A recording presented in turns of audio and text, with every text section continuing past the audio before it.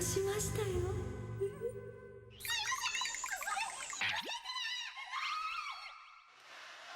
Hey everyone, Rascal here. And Mama, welcome to our channel, Paws On Animation. Today we're covering the first season of the anime, Kimi Ni Todoke, From Me to You. Now this Romcom anime was recommended to us by Sylvian14. Thank you, Sylvian. The first 2 seasons had actually been on Netflix a while. We finally decided to give it a look. Yes, and before we start, be sure to like, subscribe, and notification on future podcasts and one of Paws videos. Yes, thank you for joining us, subscribing, and for sharing. We appreciate you so much. So this is actually based on a manga by the same name. It's a coming of age, Romcom, and slice of life anime. Yeah. It has not only the main manga is based on that ran from December of 2005 to November of 2017, 30 volumes. There's also 3 light novels, a second manga called Soulmate, as well as the anime TV series for the 3rd season recently announced and coming out. And last but not least, a TV drama. Yes. That's a Netflix original exclusive that ran March of 2023, 12 episodes. Apparently, yeah. And a live action film. Oh gosh, it's had 2 live actions. So it's really, really popular. And this is actually one of those stories that doesn't take place in Kyoto or in Tokyo. It actually takes place in Hokkaido. So this place is very different this time. And one thing I think that stands out for besides this is that this is in a way like Toradora, where it's a rom-com that is more character focused than anything else. There is no surrealism. It's completely grounded. It's slice of life. It's just the interactions, day-to-day things with these characters. And while the writing is different from Toradora still in terms of how they present the characters, it still has that charm to it, and it makes its own story rather than taking from others. It makes itself unique. Definitely. So I want to actually read the plot because it's really... Season 1 was pretty long. We were surprised it was 23 episodes. I think so, yeah. And it's really detailed, so I want to read a short part of it, just so you know exactly what it's about. If you've seen it already, then you know. But it's a really sweet, wholesome anime. Yes. Got some not so wholesome characters in it, but it's a really sweet, wholesome anime. Right. So the story takes place, as I mentioned, in Hokkaido, and it revolves around 15-year-old freshman Sawako Koronuma, who's being dubbed Sadako by her classmates because of her resemblance to the main character from The Ring, which I actually have seen. And she's always being feared and misunderstood because of her appearance. Although when we look at her, we don't see it. She's cute, but hey, this is an anime. Well, like, what's the spooky part? So rumors around the school report that she can see ghosts and curse people. But of course it's not true. And despite her ominous appearance, she's really sweet and unassuming, and she really wants to be helpful, and she wants to have friends. Right. Now, up to this point, she's been shunned for so long that the idea of her making friends has become foreign to her. Now, of course, the popular boy Kazuha Here we go, right. begins talking with her. Now, everything changes for her for the better.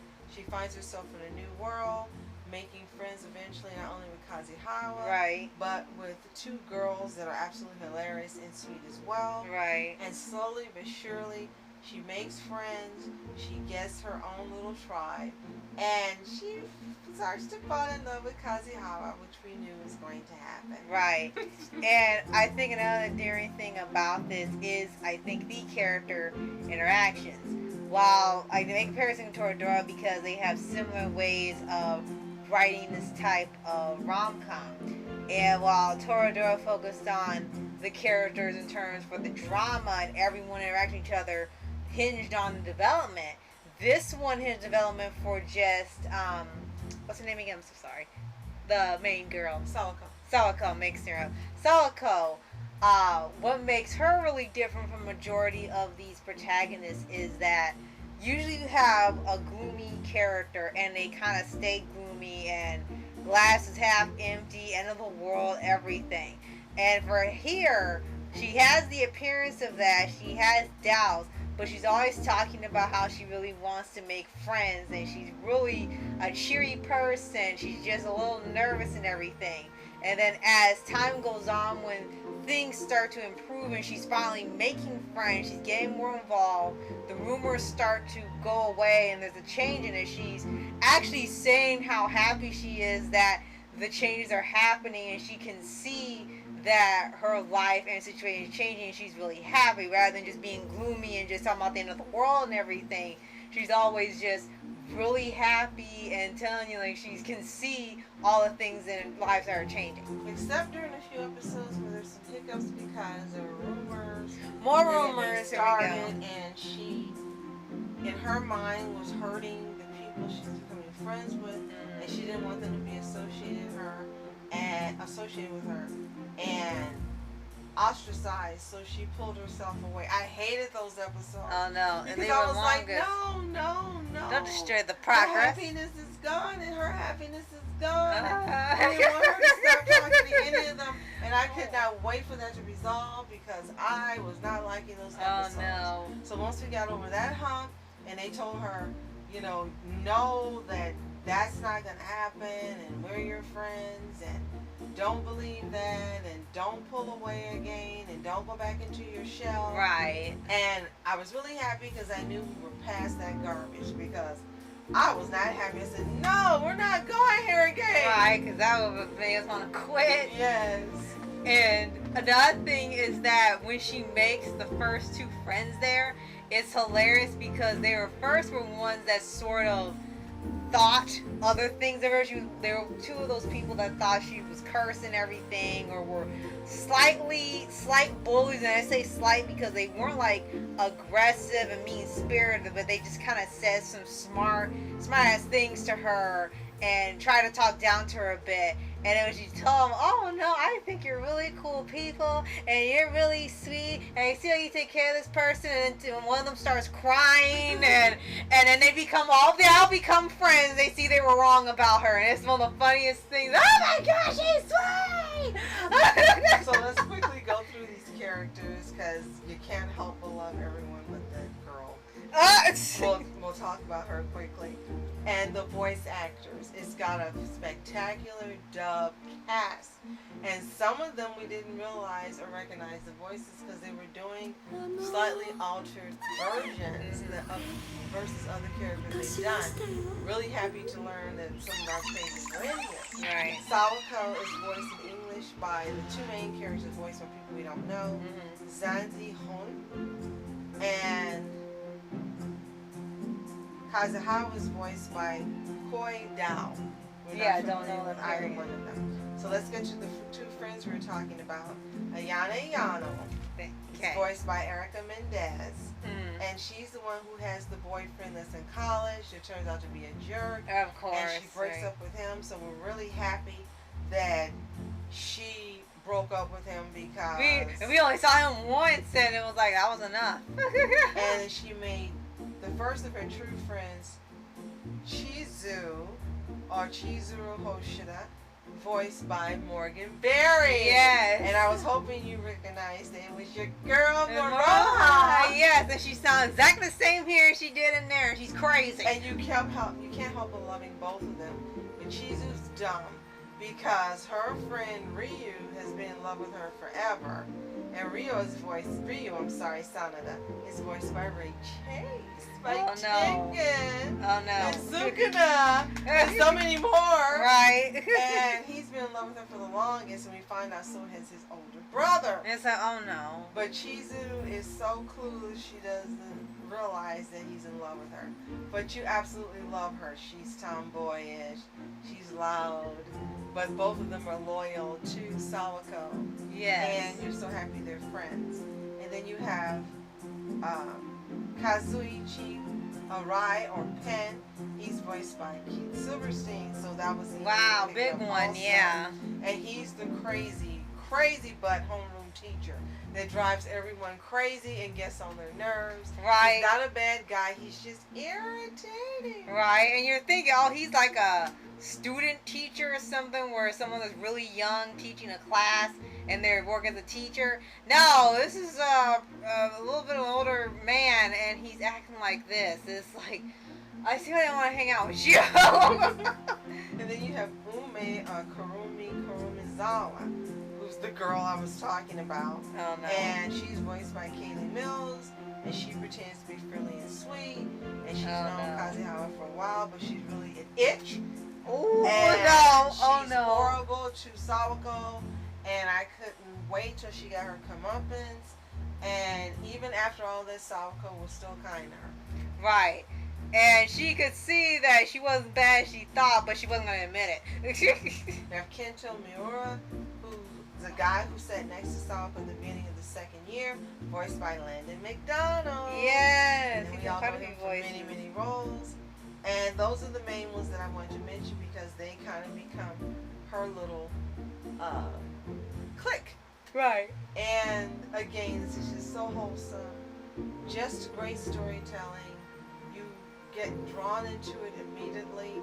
The animation is kind of soft looking to me when you look at it. Yeah, and the Their art style designs and are everything. also really different. Yeah, they were, and at least it makes them stand out. They didn't have designs that made them blend in with other romance animes or rom-com animes, and I think that helps to make it be unique from other ones. It's not a screwball comedy like Oran, though there are times where it's borderline that because sometimes they're crazy. It's not Toradora, it's not Maid Sama, it's not Horimiya, it's its own thing. And yes, it uses some of the tropes from other animes, of course, because that's just what they do. But just like all these other animes, they always put their own take on it and make it interesting. So even with the slow burn getting together thing, it's not even that irritating when you watch it. It might be a little bit where you're like, for crying out loud, just do it. But it's not to the point where you want to quit. You're just like, hurry up and get together. Now, the animation company is Production IG. So they do have their own style and look.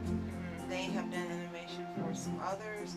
The two we're probably familiar with are Ghost in the Shell, Standalone Complex from 2002 to 2005. There are some others we're really not familiar with. I can name a few, you guys. Oh, Kurosiko's Basketball. Oh, well, yeah, that we know. The Prince of Tennis, we know. Psychopaths. Oh my gosh, a lot of heavy hitters. Second Generation. Haikyuu! A lot of heavy hitters, right? Haikyuu! Attack on Titan Junior High. Oh my gosh. Joker Game, which we actually just watched the first 2 episodes. We couldn't get into it. But it's the same animation company. Fully, Cluely, Progressive. Oh, wow. Fully, Cluely, Alternative. So I just wanted to mention all these because they're Moriarty the Patriot. Wow, they have a lot under the belt. So they're not a small production company, but they managed to make this particular anime stand out. Because when you think about the others like Haikyuu, Moriarty the Patriot, That's Kurosiko's right. Basketball, they look different. They don't look like Kimi Ni Todoke, nor are they the same genre. They still look different. Nor are they the same genre. You think about it, all these other animes are more hard hitting, they're shonen, they're drama, action, sport. This is the first one out of the list you've shown that is more lighthearted, slice of life rom-com. Definitely isn't. Yeah, so this is the first one right now that we know of that is like this and is not like action and everything and like that centric. So as we did mention, 3rd season has been announced, coming out this year.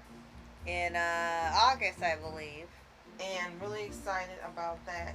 We're going to rush and watch season 2. Right? So we can be current when it comes out. And we're really not sure if we want to become invested in a live action series. We kind of looked at it and it looks like it's a different take.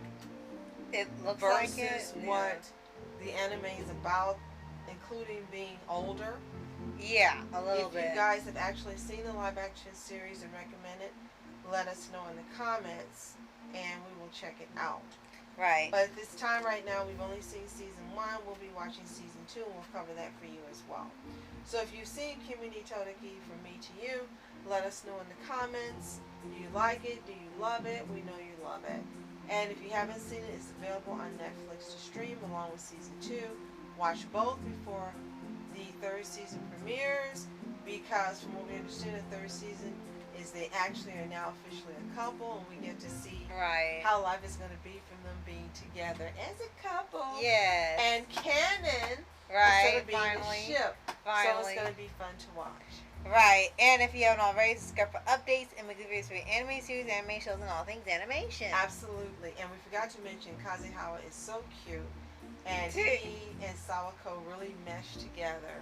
And they almost look alike at times when they have the scenes. And they're both really awkward for everything. It's and hilarious. He's really sweet, and he's the perfect guy for her.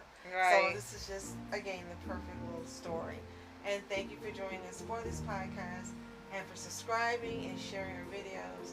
It means the world to us that you take the time to join us and help out our channel. We appreciate you so much. And as always, you are special. Thank you so much for watching Mask Entertainment. And Mom Entertainment. Have a toontastic day. Peace.